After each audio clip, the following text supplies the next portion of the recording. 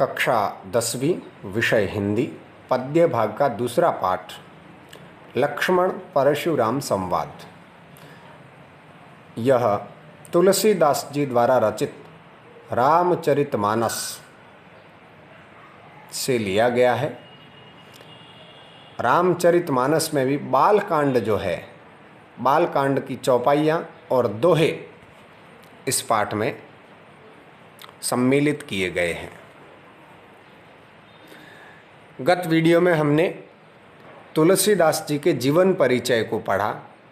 इस पाठ में जो पढ़ने वाले हैं उसका सार रूप पढ़ा, यानी पाठ परिचय पढ़ा। आज हम इस पद्य भाग में लिखा क्या है उसको पढ़ेंगे। शीर्षक है लक्ष्मण परशुराम संवाद।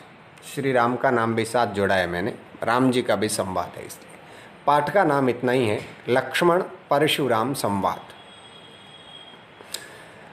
होता क्या है कि भगवान राम और लक्ष्मण को विश्वामित्र जी अपने साथ में शस्त्रों की शिक्षा देने के लिए, पारंगत करने के लिए और उस समय की परिस्थिति के दर्शन करवाने के लिए लेकर जाते हैं। और वहाँ जब उनको यह ज्ञात होता है कि जनकपुरी में राजा जनक अपनी पुत्री सीता का स्वयंवर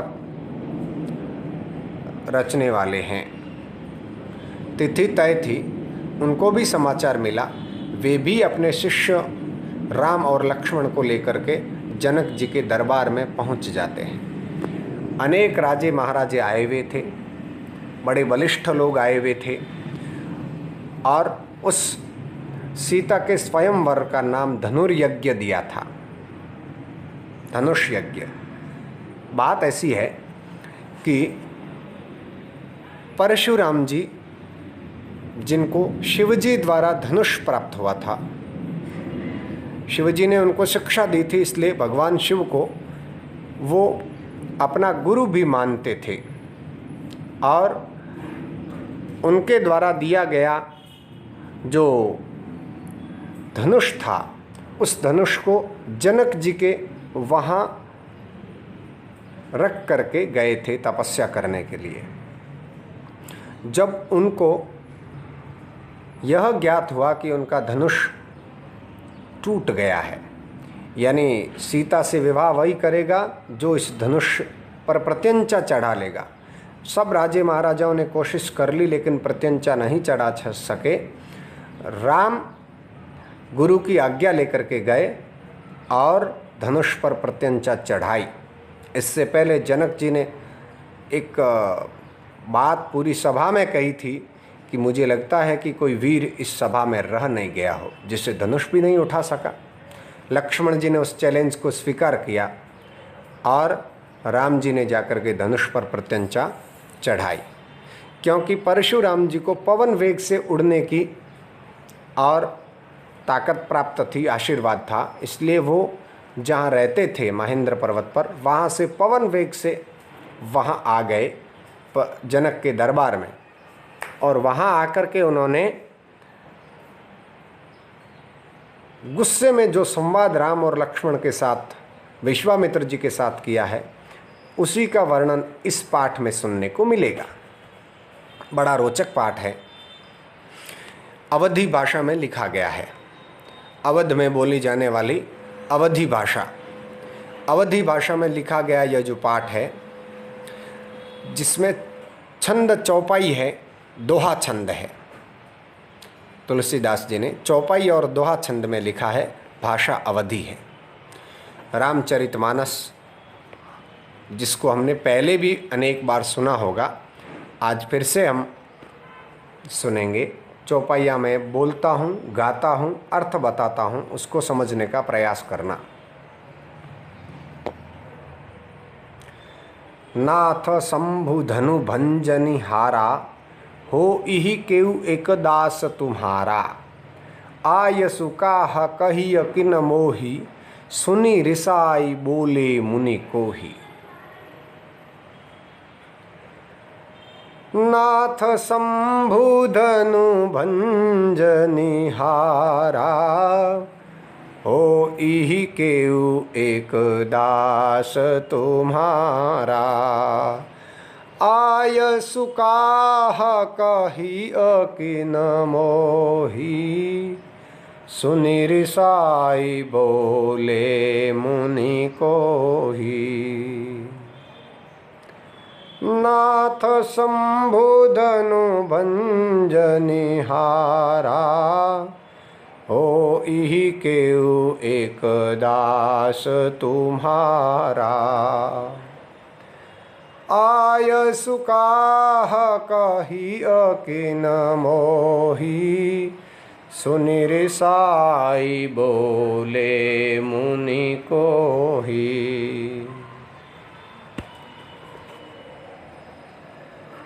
इसकी अगली चौपाई देखिए।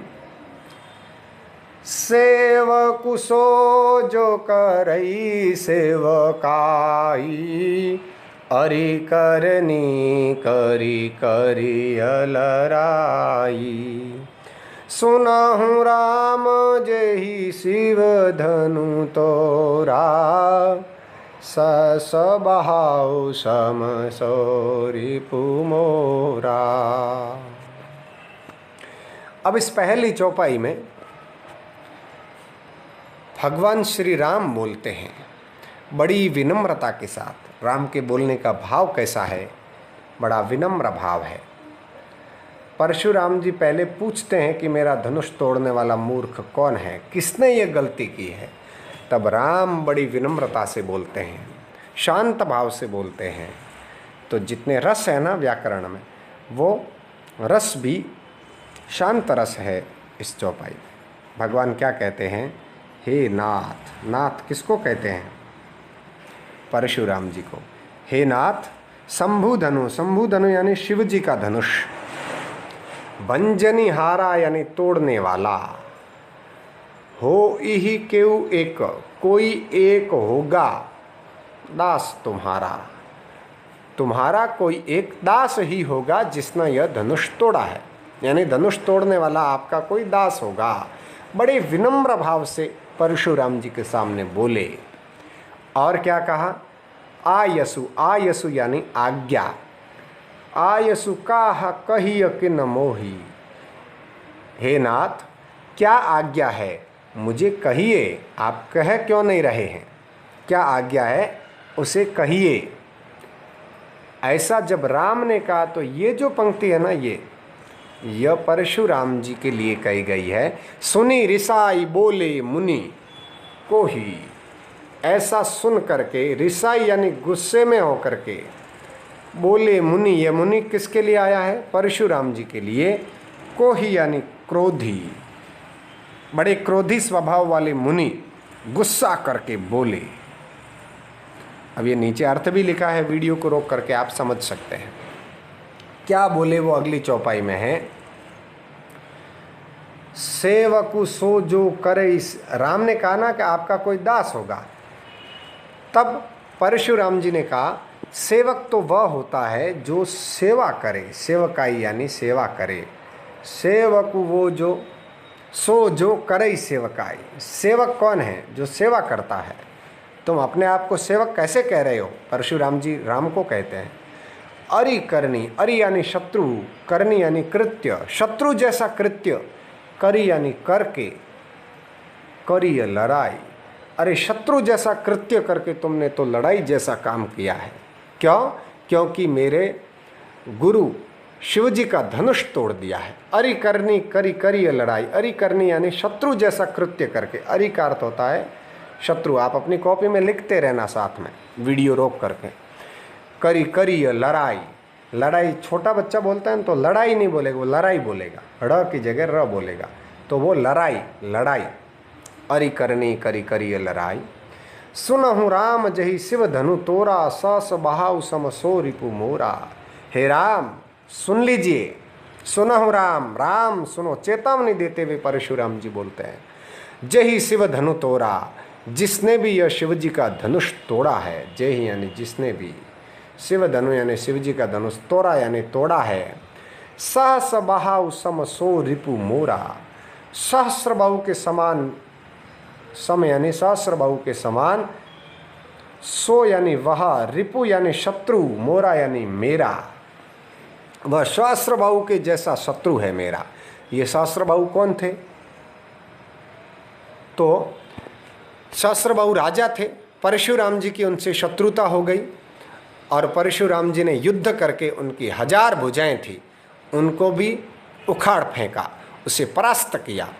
यानी सहस्र बाहु जैसा शत्रु है, घोर शत्रु है और उसको वैसा ही दंड मिलेगा, ऐसा परशुराम जी कहते हैं। यहाँ सहस्र बाहु सम, सहस्र बाहु के समान के जैसा बताया, इसलिए यहाँ उपमा अलंकार है, ये ध्यान रखना। और जो परशुराम जी बोले हैं वो बड़ा रौद्र यानी गुस्सा करके बोले हैं, तो रौद्र रस है इसमें, समझ गए ना? रौद्र रस है, उपमा अलंकार है। पूरी पंक्तियों में जो रौद्र रस प्रकट हुआ उसको बताया मैंने। चेतावनी भरे स्वर में बोले हैं। एक शैली जो है ना वो संवाद शैली है। राम बोले, फिर ये परशुराम जी बोले, आपस में संवाद हो रहा है, इसलिए बोलने की जो शैली है वो संवाद शैली है। तो दूसरी चौपाई है और पहली चौपाई है। अगले वीडियो में हम आगे वाली चौपाइयों को पढ़ेंगे।